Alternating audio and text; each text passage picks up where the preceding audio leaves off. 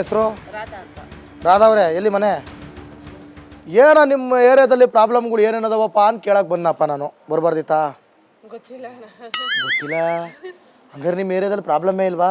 ಇದೇ ಗೊತ್ತಿಲ್ಲ. ಇದೇ ಗೊತ್ತಿಲ್ಲ. ಯಾಕೆ ಭಯ ಪಡ್ತೀರಾ ಮಾತಾಡೋಕ್ಕೆ?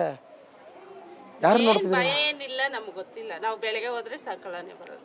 ಬೆಳಗ್ಗೆ ಹೋದ್ರೆ ಸಾಯಂಕಾಲನೇ ಬರೋದು. ಇವಾಗ ಬಂದ್ರ ಹಂಗಾರೆ? ಹಂಗಾರೆ ನಿಮಗೇನು ಪ್ರಾಬ್ಲಮ್ ಕಾಣಲ್ವಾ? ಇದು ಶೇಂಬರ್ದು ಒಂದು ಪ್ರಾಬ್ಲಮ್ ಇದೆ. ಮತ್ತೆ ನೋಡಿ, ಎಲ್ಲ ನಿಧಾನಕ್ಕೆ ಬರ್ತವೆ ಈಗ. ನಿಧಾನಕ್ಕೆ ತೆಗಿಸ್ಬೇಕು ನಾವೇ.